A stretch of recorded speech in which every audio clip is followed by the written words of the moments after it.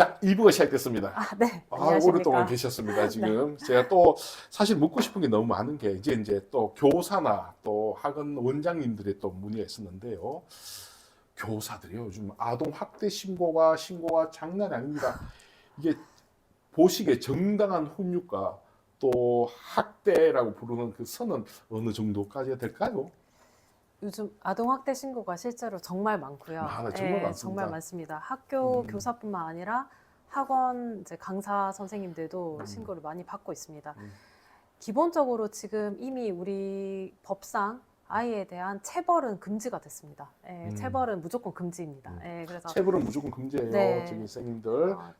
체벌은 절대 안 되고 이제 우리가 말하는 생활 지도라고 하는 부분이죠.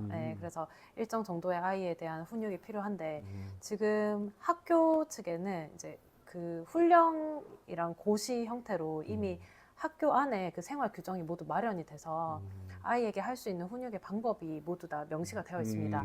처음에 뭐 예를 들면 조언을 한다거나 말로 훈육을 하고 그게 안 되면 다른 장소에 아이를 분리를 하고 또는 신체적으로 어떤 다른 사람이 위험하거나 어떤 위급한 상황에는 물리적 제지까지 할 수 있는 그 단계가 모두 다 있으니까 그거를 충분히 숙지를 하셔야 되고. 학원은 어떻습니까? 학원도 똑같나요? 학원에서도 사실 그 규정을 좀 보시고 학원 내에 어떤 규정을 따로 만드시는 것도 저는 좀 추천을 드립니다. 그리고 이게 학원이 이거는 학교보다 더 잘하는 게 하나가 있는데요. 저도 이제 대형 학원을 좀 위주로 많이 상담도 하고 좀 사건을 해보다 보니까 작은 학원보다 대형 학원이 잘하는 것 중에 하나가 그 학생과 부모님의 어떤 연락이 오잖아요. 기록을 다 해두셨더라고요. 그렇죠. 기록이 중요합니다. 그래서 기록을 좀 해두고 예를 들면 이런 학부모들이 우리 애가 공부를 너무 안 한다. 학원 선생님이 좀 남겨서 시켜라. 그리고 시킬 때 이 아이는 좀 엄한 선생님이 필요한 것 같다.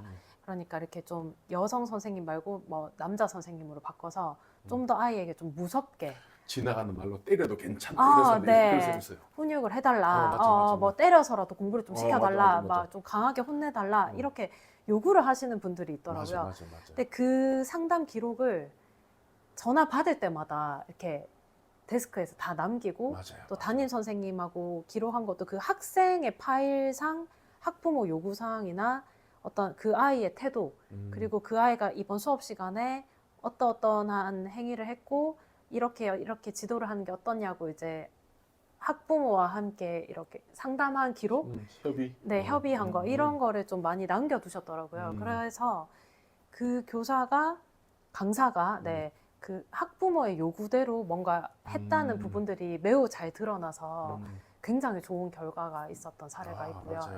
그래서 학교도 제가 항상 교사 선생님들 대상으로 강의를 할 때 아이들 누가 기록이나 이런 게 있거든요. 누가 기록 있습니다. 그래서 그런 거를 좀 잘 챙겨서 좀 기록을 해두시라.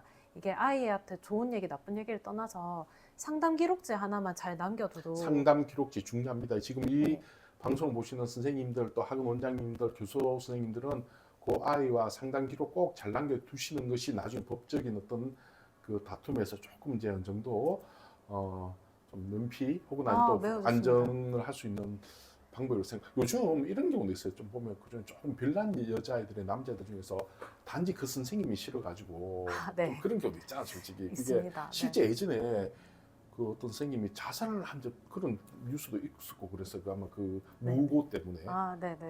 그런 경우는 진짜 너무 억울하죠, 사실은. 그 선생님들이 무고로 바로 고소를 해달라고 되게 많이 오시는데요. 맞죠. 사실 무고죄가 성립되기가 굉장히 쉽지 않습니다. 일부 과장했다고 해서 무고가 되는 것도 아니고요. 진짜 없는 사실을 만들어서 이 사람을 처벌의 목적으로 고소를 해야만 무고가 성립되기 때문에 쉽진 않습니다. 그리고 제가 이제 사건을 해보면 형사 사건 중에 그 고소당한 선생님들을 저도 진행하는 게 가장 힘듭니다. 사실 왜냐면 선생님들이 너무 힘들어하세요. 너무 힘들어하시고 정말 그래서 제가 이거를 약간 병원 가듯이 너무 스트레스 받지 말고 이 절차를 그냥 다 완수해내고 나면 이 또한 지나가리라. 가능하다. 그래서 사실 그래서 저는 고소를 우선 당하시면 변호사를 선임하시는 게 반드시 필요하시고요. 왜냐하면 무조건 혼자 고소. 감당하시기는 너무 힘들어하시기 때문에 맞아요. 변호사만 옆에 있어도 이렇게 극단적인 선택 안 하십니다. 맞습니다. 예, 그래서 저희가 그런 거 케어 다 해드리니까 우선 변호사를 그거는 선임을 하시라고 저는 말씀을 드리고. 초등학교 선생님들, 여자 선생님들 왜 서희초 사건이라든지 마음 네. 고운 선생님, 제가 이제 방송 중에 참 말씀하신 것 중에서 대단히 의욕이 넘치는 선생님들이 있거든요. 네네. 여자 학교, 이제 고등학교인데 여자애들 중에서 공부하기 싫어가지고 선생님이 들어왔는데 담요죠, 담요. 네. 조그만 담요 덮어 쓰고 막 자는 경우도 있어요. 선생님이 그래서 야 좀 일어나라 이렇게 손을 댔다는 이유만으로 성추행으로 막 애들이 막 하는 그런 경우도 실제 있습니다. 교장 선생님한테 전화하고 난리도 아니고 그런 말도 안 되는 일들이 있는데 그런 일을 한번 겪고 나면 선생님들이 그 아이들을 뭐 가르치고 대한 뭐 어떤 그런 의욕이나 사랑이 많이 줄어든다고 그러더라고요. 예. 아, 네, 맞습니다. 그래서 그렇게 뭐 가르쳐 주려고 터치한 걸로 뭐 1, 2심에서 진짜 성추행으로 인정이 됐다가 대법원에서 파기환송된 사례도 있어요. 네. 파기환송. 네. 예. 그래서 어쨌든 선생님들 지금 교원지휘법하고 전부 다 이렇게 이번에 개정되면서 교육청에서도 여러 가지 지원을 하고 있고 특히 국립학교 선생님들은 여러 변호사 비용까지 다 지원을 해주고 있기 때문에 그 제도를 충분히 이용을 하시면 될 것 같고 그 고소당한 사건이 진짜 선생님만 그 큰 진짜 아동 학대가 아니라면 다 살아갈 방법이 있습니다. 아, 네. 그래서 너무 좌절하지 마시고. 이 또한 지나가리라. 네, 다 지나갈 수 있고. 이 또한 지나가리. 옆에 이민정 변호사님하고 대구 교육신문이 있습니다. 네, 그리고 예전에는 이게 아동 학대 사건이 이제 확정이 되면 취업 제한이 됐었어요. 맞아요. 그래서 노무 자체의 제공이 금지되기 때문에 학원 선생님도 못하고 아무것도 못하게 됐는데 지금 그거를 또 일부 면제받을 수 있는 여러 가지 요건들이 있습니다. 그래서 그런 부분들도 함께 상담을 하셔서 설령 아동학대가 인정이 된다 하더라도 여러 가지 나한테 큰 불이익이 없는 방법들이 많으니까 그런 부분들을 충분히 상담을 하시길 바랍니다. 오늘 너무 좋은 얘기를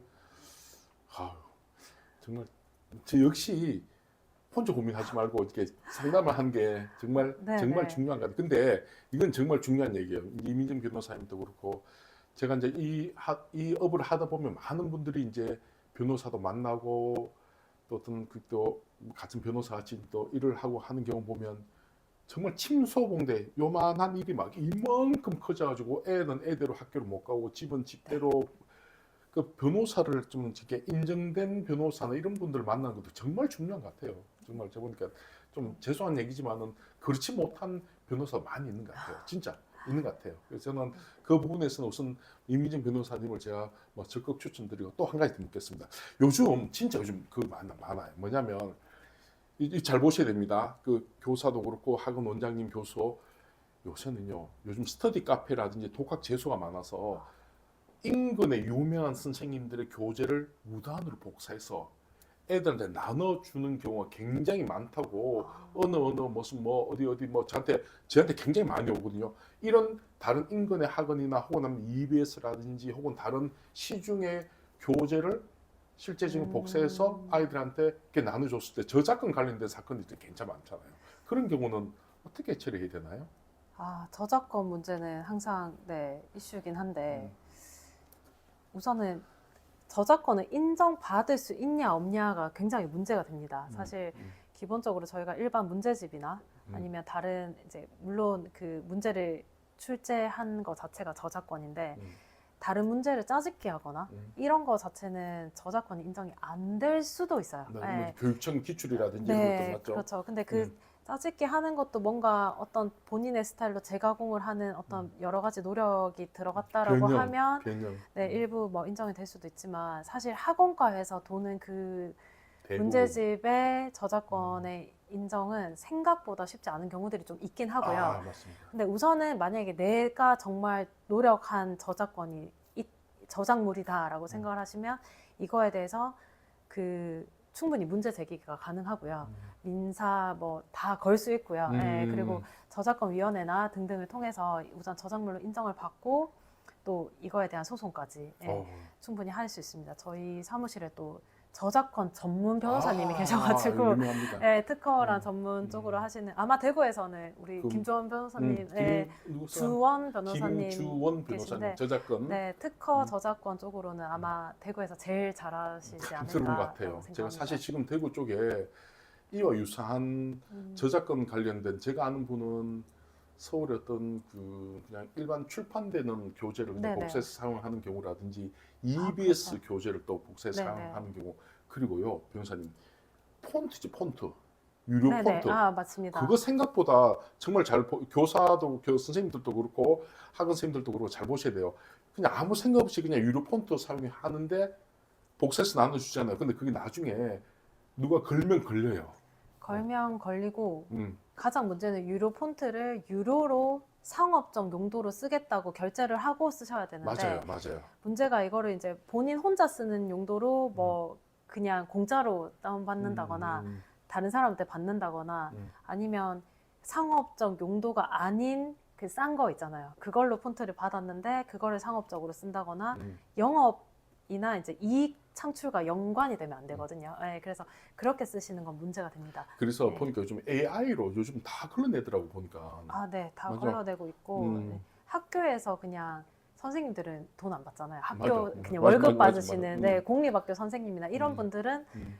일부 괜찮습니다. 예, 근데 일반 이제 학원에서 잘못 쓰시거나 하시면 문제가 될 수 있습니다. 또 여러 가지 또 질문 중에서 몇 가지 또 질문 드릴게요. 처음에 학원 계약할 때 부동산 관련된 얘기인데 기본적으로 건저당을 확인 안 한다든지 또 막상 이제 이제 그렇게 전세 계약을 맺었는데 교육청에서 인허가 안 나오는 경우라든지 뭐 이런 학원 계약 혹은 공부방 교수를 계약할 때 가장 중요한 부동산도 하시죠? 제가 알기로는 네네. 하신다고 그러는데 네, 일부 하고 있습니다. 맞죠? 학원은 사실 학원과 교습소 그리고 이제 개인 과외 선생님까지 모두 교육청의 지휘 감독을 받고 있다고 보시면 됩니다. 그래서 교육청에서 여러 가지 처분도 내리고요.